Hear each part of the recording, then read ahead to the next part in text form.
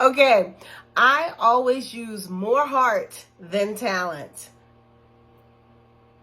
I use more heart than talent. When I first learned that, I was like, huh? And I get it. You know, show up and be your best you. You know, you don't have to learn all this stuff and try to be the best somebody else. Be the best you. Use more heart than talent. And I consistently use my superconscious mind and which is my God mind. Okay? So, and that's a whole lesson. So I'm not even going to go into that because it's so much.